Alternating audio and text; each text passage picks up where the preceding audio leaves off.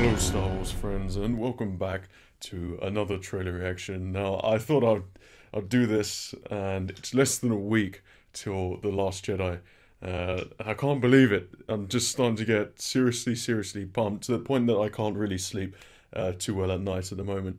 I don't know about you, maybe you're experiencing the same thing, but everything at the moment, it's all starting to get very exciting. And the Battlefront 2 Last Jedi trailer has just come out, so I thought it would probably be worthy to do a trailer reaction and have a little talk about it and see our thoughts about what's going on, etc, etc. So I think it would only be fitting to get dressed up for this, as I'm sure it would be a very special occasion. So off we go. If I press the play button.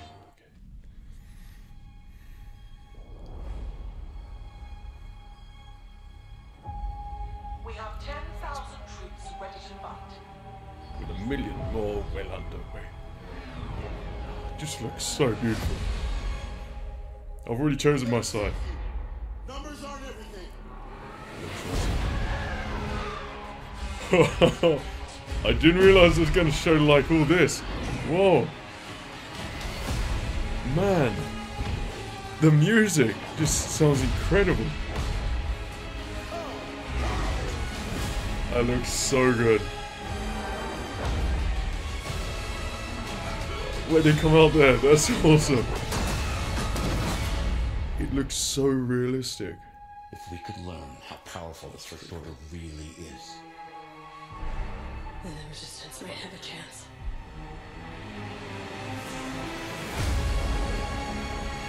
Oh, I love that she's in it. And the blue guy. Iden. And old Leia as well. Oh, man. I'm very impressed with that. I didn't expect them to show as much as they did there. That just looks so PS4.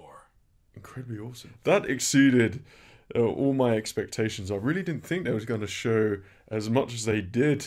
I know it's the Last Jedi Battlefront map, but I feel like, you know, seeing the speeder ships like coming out, that whole thing coming down, that was so awesome. I really loved that.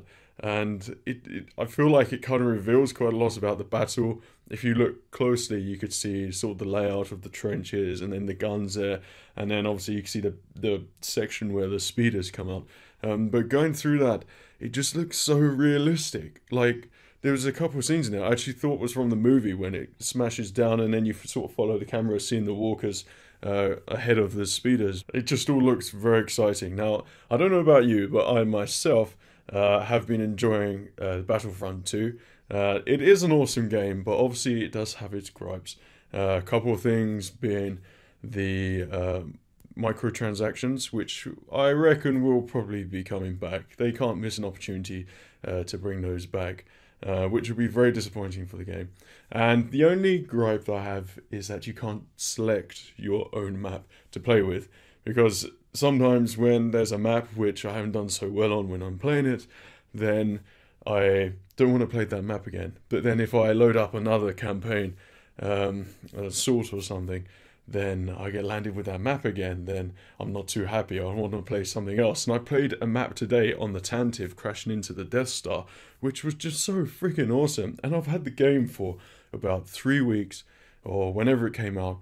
I've been playing it every single day, and I haven't had that map in the campaign multiplayer mode at all. So I feel like I was missing out something. But apart from that, the game for me is an awesome experience, and I love playing it. And it is a really immersive Star Wars game. So being a true Star Wars fan, I'm all up for them adding Last Jedi maps and things to it. I think that's what you should expect when you're buying the game, is knowing that you're going to get these future maps added for free. I don't believe that you have to pay anything like that. I think they should be added as part of the game experience. The game is about £50. Now, I don't really play games except Battlefront and the Star Wars games when I was a kid and teenager and everything, but it was a long period where I wasn't really playing games. I've just started up again. The first thing I noticed was the big difference in price range. Like Battlefront's £50, other games I know about that sort of price. But then there's like the same game but with an action figure and maybe 2 more maps for £90. Now, how could that be justified? And you could bet that in that game there's microtransactions in there. I just don't see how it all works. I really hope EA are incredibly careful with what they're doing with Star Wars Battlefront. What I mean by that is that they don't start the microtransactions because they know how annoyed fans are with it at the moment, and I don't believe that belongs in the Star Wars universe in a PlayStation game, Xbox game, PC game. You can expect it on a mobile telephone game, but not so much on a console game. It just seems a bit too much when you've already paid a lot of money for the game. All that aside, I have already picked my side. I chose the First Order, so I don't know if I get to play as Phasma or something, but I just really wanted to play with that electric stick you see fighting Finn with in the actual trailer, and I wanted to be part of the assault rather than defending it. I wanted to fly some TIE fighters in, and then maybe the walkers as well, and just blow everything up. I think I'm more of an attacker than defender when it comes to Battlefront. But yeah, I love that they included Iden Verso in this as well. I came really attached to that character. When I was playing the campaign mode, I didn't think I would as much as I did. So I'm very impressed to see that they've included him here and added there as part of the Resistance, and see old Leia in there as well.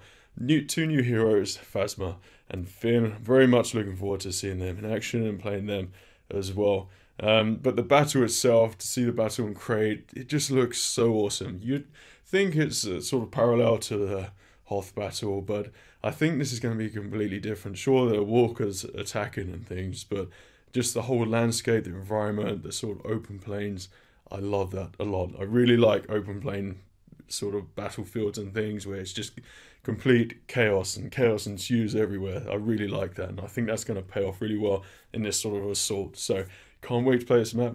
The trailer for it looked awesome. The music was just the best Kylo Ren sort of variation I've heard. It's just sort of angelic in a little way, and instantly you know it's his theme. And I really hope there's a Kylo Ren variation, like a new angelic epic version of his theme, like the Imperial March in The Last Jedi, something that can be played forever and ever, like Duel of the Fates and then the Imperial March.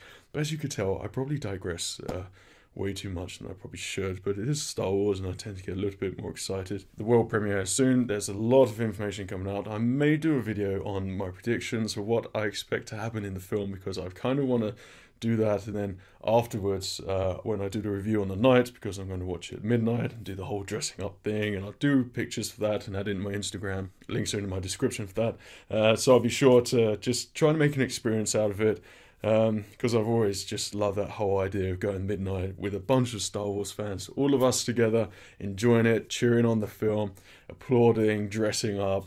You could just feel energy, and there's no greater fan than the Star Wars fan. So I'm very much looking forward to that. If you enjoyed this little reaction and talk about it, and you're a Star Wars fan like me, feel free to subscribe as well to my channel. It's just pretty much simply Star Wars with maybe a little bit of Jurassic Park and maybe a little bit of something else dotted around here and there. For more trailer reactions and reviews and theories and things about that. So I hope you enjoyed.